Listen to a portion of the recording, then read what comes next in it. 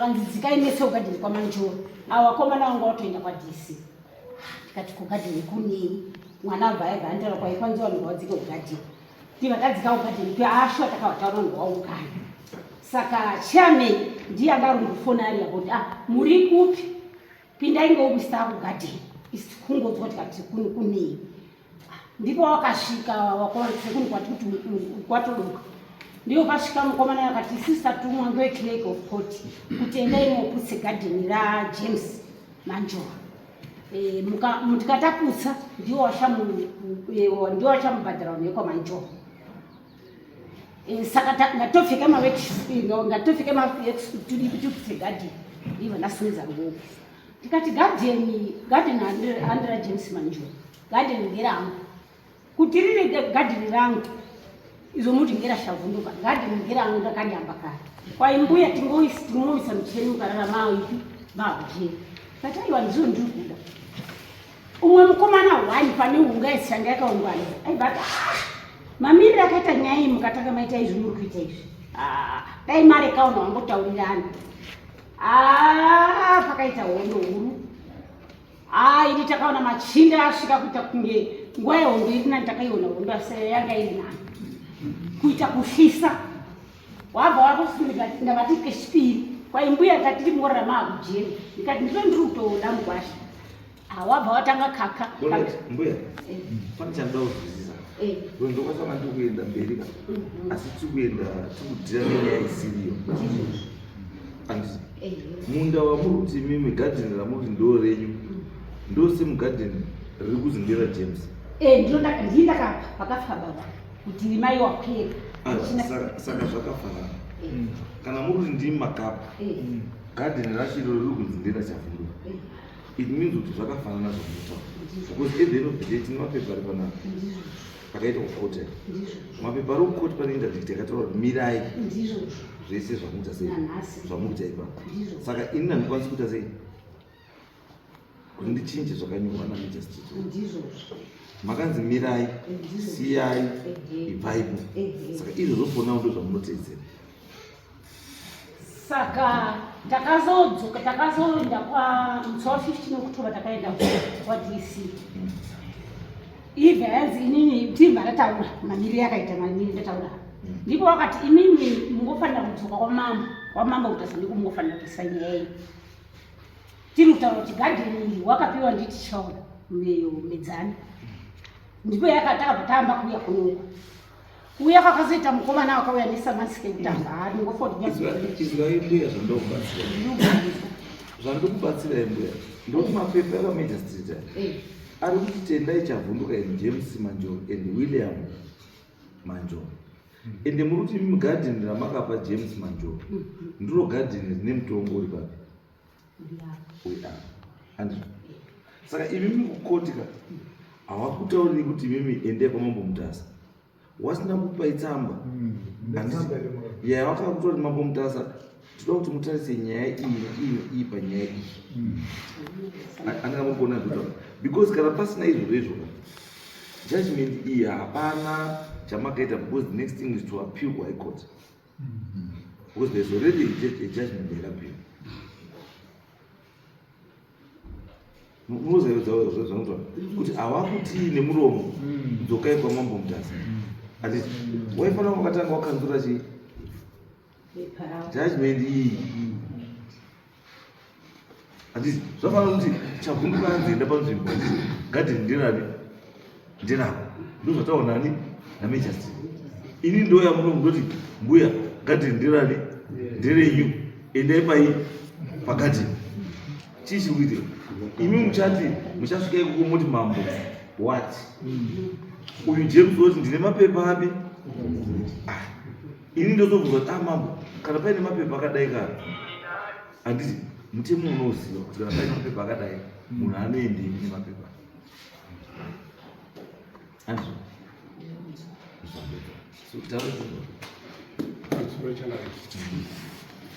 Chinoitwa James Manjoro ndiri mwana waYamanjoro. Zvamuri kutaura changamire izvo ndiro zvinzwisisa. Wakatombozvitaura futi kwaMajesty kuti nyaya dzinodai kana dzasvika panapa pamejisi panapa tikadzabva panapa dzinoenda kumberi hadzidzoki pasi. Saka patakazopa umboo hwekuti aiwa gadheni ngerei ndopa ai isusu taisvika pakupa judgment iyi nepamusana pekuti tapiwa ruling yakapiwa naheadman ndiyo atitiza pajudgment iyi.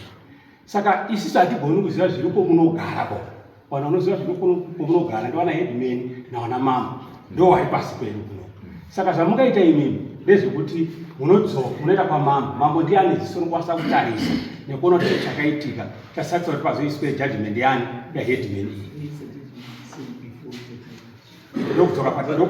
But mukuna rezota wakaisa judgment already anditi mukuna rezota ndikuti pane judgment already anditi saka awaikwanisa kutaura nyaya yekuti dzokai kwamambo anditi waifanira kunge wakati nekuti pane humwe umboo hunyowani hwekuti taona kuti gadhe zvatakaita handizvo uyai futi kuchi kudai iro pane mutemo uripo wekuti munokwanisa kuzvika futi kechingani kechipiri on the images of new evidence dare rinokwanisa kuita sei kukunzwa futi robva rachipachi judgment yakasiyana neii but as long as wasina kukanzora iyi inoramba iripo wakadaro mungarichangambire ndozi wakadaro iwe pataenda kuti kechipiri wakatozvitaura futi kuti isusu hatigoni kuenda pamberi tinoti judgment iyi yakaiswa ndiyo yakasatisa tipe interdict.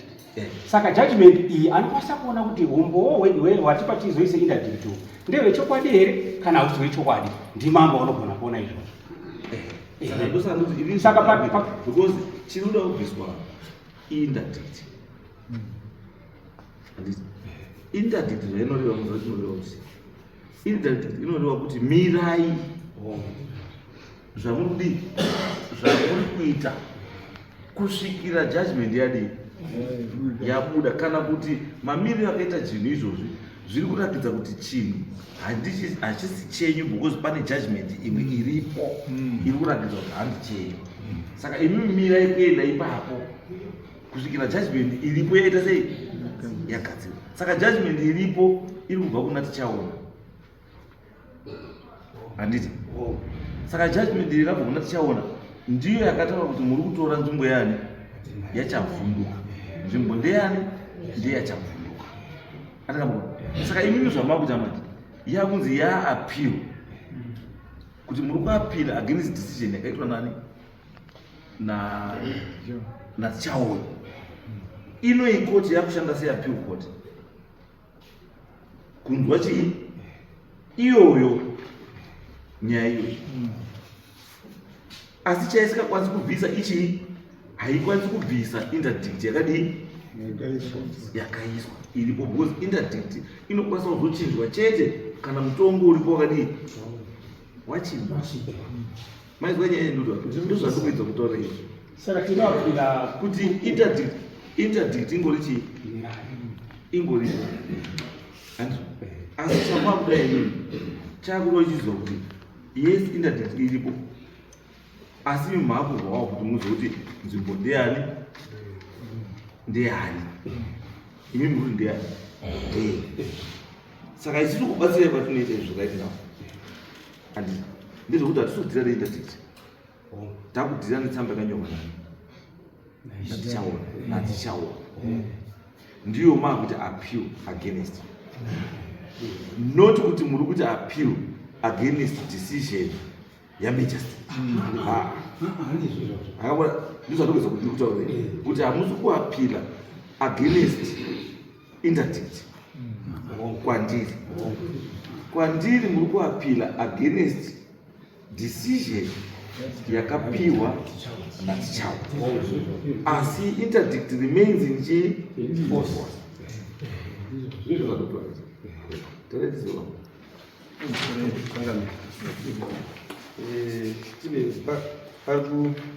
paramba pachidzokorwa itori plot iri kuteererwa every year. Iwane plot yako iwane plot yako nemurume wavo isine plot yedu nababa vedu wakafa nebirth certificate iri pane saka handizoti tikuramba tiri kudzoka mukare Aija, kana imimi chimwe chine mapepa zakadai there's no need yekuti mumboye kudare tikuramba tichingoudzwa kana hatisi kutosenza zvimwe zvinhu pakadakapa 6 years yemapepa even nyangwe tichaona wacho he aired pakutotaura nezvekutopotaura nezverepa because kana paine a permit that was allocated to someone it means nzvimbo iyo yakapihwa munhu neministry of lands saka imi kana muine dispute concerning that land munoenda kuministry of lands hamuendi kukoti ministry of lands ine permit kai this permit to pasture stock issued by the ministry of lands settlement and rural development and to chikwangwani mazhou and here to refer this the order the minister hereby permits the order to deem pasture stock not exceeding in number the equivalent of 5 livestock units on the state land known as Nyanga South Resettlement.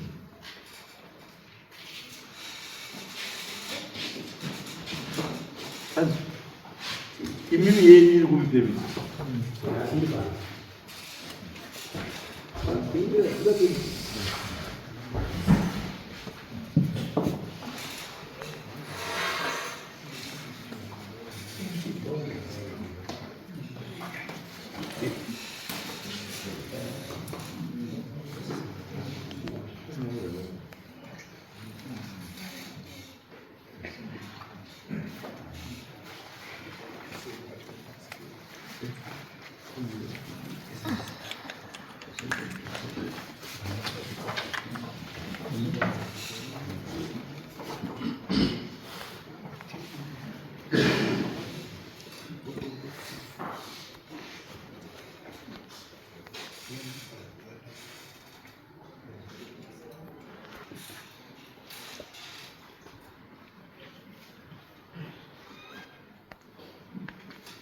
Saka ini chokunetsa ichi because mapemiti enyu akasiyana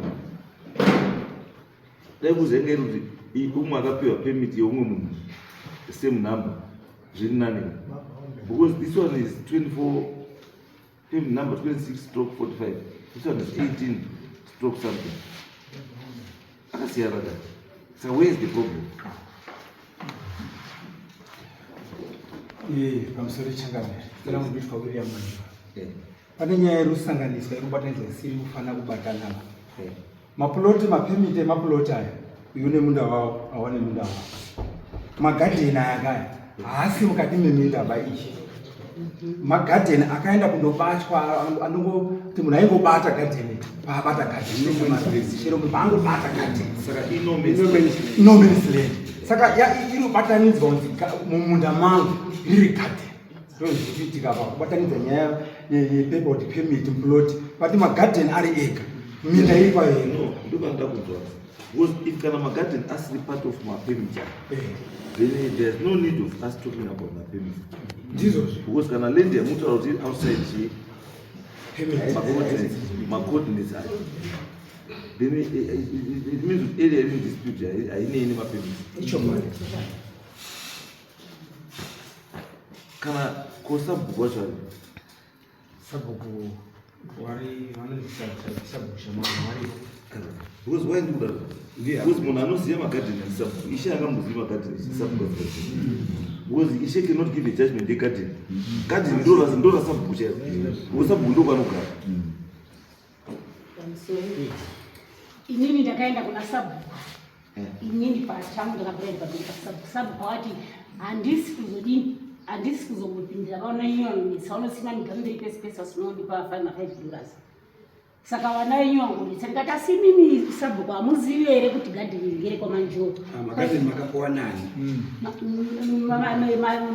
gadheni ndakabata mabatiro endakandodii akandoitawo wambo munopindura makapiwa magadheni no magadheni ndakafulakwatira ndakabata muna chawaipiwa aipiwa plot then kana wakuda zvegadheni unombozvitsvagirawo ekuisa gadheni saka zvaenda kuita manje pawakuti ndo pawakabata ndo parudzi ngachavhunduka ndepano ndokunyanya kugarden not kuplot ndakambokona ndosaka tutika ivi nyangwe kana irimo garden irimo garden andika inofanira kutozikana koma next door suppose next door ndanoziva kuti munhu anorima vandianda toziya anoziya next door toziva kuti garden ndiramaindira pamusoro mama ine ndoda kuti titaure tichipinda masettlement Timothy chavhunduka avani naomba tainzi 50 meters kubva kurwisi musarimi panoita soil erosion mvura yabva yakukura yapinda saka ndo pakabva pakochikwira vanhu vachipinda kumberi kwedu kwataisima migamu yedu kuti tipfiga apa manje ipo pandirukai 50 meters masettlement iyaya oemanechi havabvumidzi kuita se saka ndo kwakabva patopinda vanhu ivavo kupinda isteka 83 masettlement kana makatosuduruka saka pasi pemito hakusi kusuduruka pakatosimwa miti sikemi garden harina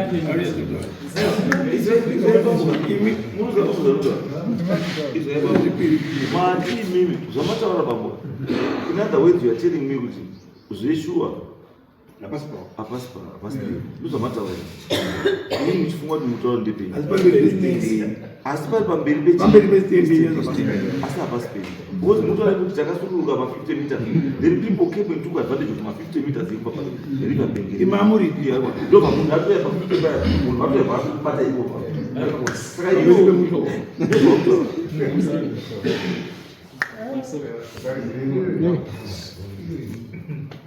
saka saka it's okay tipei ilo to ndere ndotsva nezveipepa pane tsamba yasabhuku yakaenda kukoti iri papapo ndopanamba mwedzi kubatsirika natendesa vhunduka ndinomudzeni munzwe kuti sabhuku azonyore tsamba iyo chii chinenge chaitika mukaiverenga ine umbo hwakakwana zvokuti ivo kana vari right vanofanira kunge vanewo tsamba yasabhuku iri kutsinira kuti zvavari kuita izvi kumunda kwavo here kana kuti chii ndekwangu makazi 50 meters away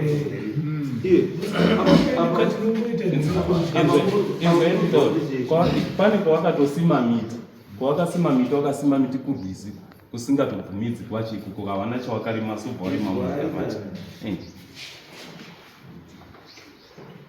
vanorima munhu isamba revanasabhuwa make sense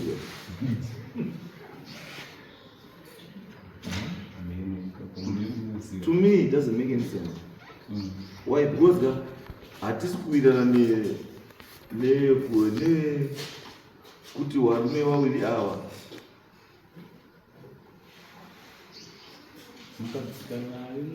nawe manjoro walime kumunda wekwachavhunduka village 46 uye zvatotaura kuti doesn't make sense the next question ekuti uye ndiko kunowigwa vanhu wemuvillage 46 wanenge wafa saka ndekwani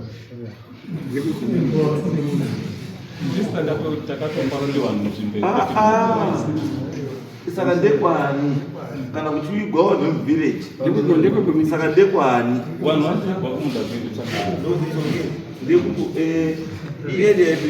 area vakomana endevo muone area aiwa vakomana because zvandakutatoa confused kana mutoti wamauti garden wamauti miguo sabhukuti ndiko makuwa wamauti ngekwedu tichakapa village mirai wamwe wakuti i50 meters from the river bank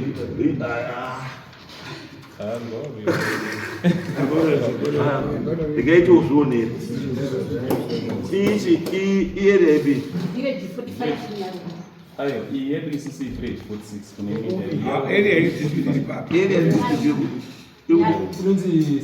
Nyanza South Settlement. Kuna tukatika tikava pabhona pane nzira inobva yakata kusvika muvillage street kuti inoenda kubarabara tika kwashimedzani tasvika pabarabara secondary beyond hakuna mota dzinofamba kuyava saka chipai vakomana vamadirection mamapiwa zuva kuti vari kuya kuringa watoona ndikasaipedza izvo kuti ngepemakuwa ngezvegadi ngezvegadi tozotaura nazo pafinance